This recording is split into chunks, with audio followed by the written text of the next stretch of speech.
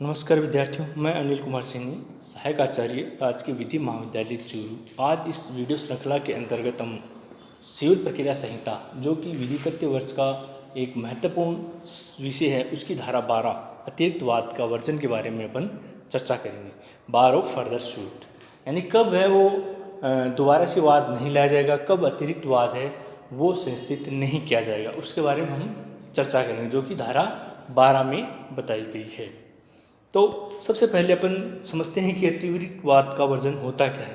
तो सिविल प्रक्रिया संहिता 1908 के अंतर्गत धारा 12 में ये बताया गया है कि 12 का जो उद्देश्य है मुकदमेबाजी का अंत करना व वाद बाहुल्यता को रोकना। यानी धारा 12 जो है उसका जो मुख्य उद्देश्य है वो है मुकदमेबाजी का अंत करना। यानी यदि कोई मामला यदि निर्णित हो चुका है या पहले ही कोई वाद लाया जा चुका है तो अलग से कोई मामला दोबारा से नहीं लाया जाएगा।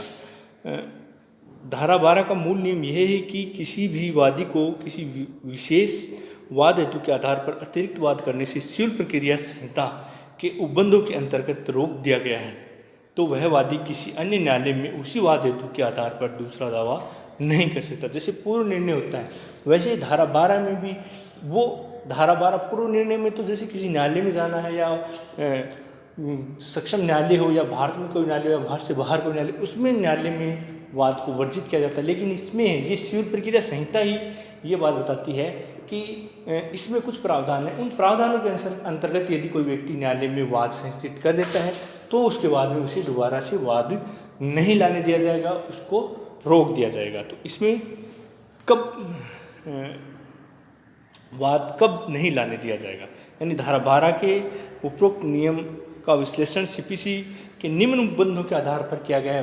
धारा 12 में अतिरिक्त वाद का वर्जन का जो आधार है वो निम्नलिखित जो उपबंध हैं उनके आधार पर किया गया है कि कब अतिरिक्त वाद का वर्जन किया जाएगा, कब वाद नहीं लाया जाएगा। नंबर 1 आदेश 2 नियम 2 के अंतर्गत आदेश 2 का जो नियम 2 है वो ये कहता है कि वादी को अपने वाद में सभी अनुतोष मांग लेने चाहिए जिनको प्राप्त या संपूर्ण दावा करने का वह अधिकार है। यदि वह अपने दावे में किसी अनुतोष को जिसे प्राप्त करने का उसे हक है नहीं मांगता है तो उसे छोड़ दिया गया या त्याग दिया गया माना जाएगा। ऐसे अनुतोष के विषय में वह पृथक दावा नहीं कर सकता। जब आदेश 2 नियम 2 के अंतर्गत ये बात कही गई कि जब किसी वादी या किसी पक्षकार ने यदि अनुतोष मांग लिया है तो उसे उसी अनुतोष के ऊपर वाद को संचालित किया जाना चाहिए।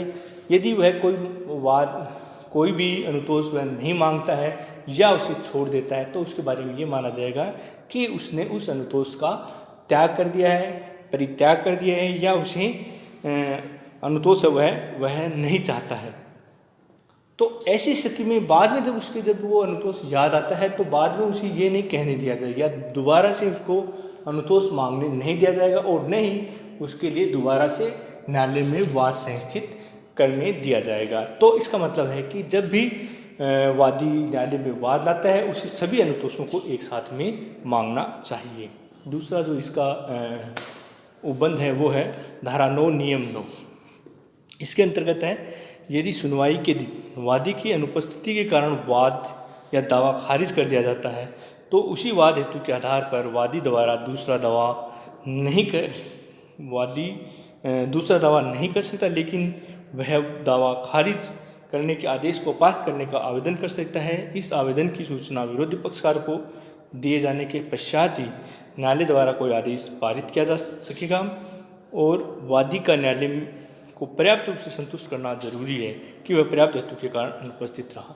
इसमें जो नियम आदेश 9 नियम 9 में ये बताया गया कि यदि सुनवाई का जो दिन नियत कर दिया जाता है उस दिन यदि वादी उपस्थित नहीं होता है और उसके आधार पर उसका वाद यदि खारिज कर दिया जाता है तो वह दोबारा से उस वाद को न्यायालय में संस्थित नहीं कर सकता।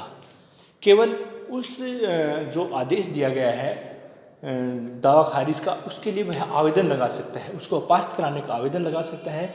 उसके अंतर्गत उसे पर्याप्त कारण देना होगा कि वह इस वजह से न्यायालय में उपस्थित नहीं हो सका। तो यदि कोई व्यक्ति जानबूझकर यदि कोई वाद संस्थित करता है और न्यायालय में उपस्थित नहीं होता है, न ही कोई पर्याप्त कारण होता है उसका अनुपस्थित होने का, तो ऐसी स्थिति में यदि कोई दावा खारिज हो जाता है, कोई वाद खारिज हो जाता है, तो उसी वाद को दोबारा से न्यायालय में संस्थित नहीं करने दिया जाएगा। अगला जो इसका जो नियम उपबंध है वो है आदेश 22 नियम 9। आदेश 22 नियम 9 के अंतर्गत है यदि दावे का उपशमन यानी वाद पक्षकार की मृत्यु होने पर उपशमन हो जाता है या उसे खारिज कर दिया जाता है तो उसी वाद हेतु पर दूसरा दावा नहीं किया जा सकता। यदि आदेश 22 नियम 9 के अंतर्गत है कि यदि जब दावे में किसी पक्षकार की मृत्यु हो जाती है तो उसे निश्चित समय दिया जाता है प्रतिनिधि बनने का। ऐसी स्थिति में यदि कोई व्यक्ति उसका प्रतिनिधि नहीं बनता है तो न्यायालय ऐसे वाद का उपशमन कर देता है। उपशमन होने के बाद में यदि किसी वाद का उपशमन हो जाता है तो उसके बाद में उसी वाद के लिए उसके प्रतिनिधि या कोई अन्य व्यक्ति है वो प्रतिनिधि या उससे संबंधित जो भी व्यक्ति हैं वो दोबारा से न्यायालय में वाद संस्थित नहीं कर सकती। तो इसका मतलब है कि आदेश 22 नियम 9 के अंतर्गत भी अतिरिक्त वाद का वर्जन किया जाएगा। यदि वाद का उपशमन हो जाता है तो उसी वाद के लिए दोबारा से न्यायालय में वाद संस्थित नहीं किया जाएगा। अगला जो इसका उपबंध है वो है आदेश 23 नियम 1। यदि कोई वादी अपने दावे को न्यायालय की अनुमति से वापस लेता है तो ऐसी दशा में वह उसी वाद हेतु पर दूसरा वाद नहीं करेगा। ये जो आदेश है उसके अंतर्गत है कि यदि कोई व्यक्ति न्यायालय में वाद संस्थित करता है और उसी के आधार पर न्यायालय की अनुमति से न्यायालय जब अनुमति देता है उसके आधार पर यदि कोई व्यक्ति वाद वापस लेता है, वाद को विड्रॉ करता है, तो उसे बाद में उसी वाद हेतु पर दोबारा न्यायालय में वाद लाने नहीं दिया जाएगा। कि यदि किसी न्यायालय की अनुमति से यदि कोई व्यक्ति वाद को वापस ले लेता है तो उसे दोबारा से न्यायालय में वाद संस्थित करने नहीं दिया जाएगा।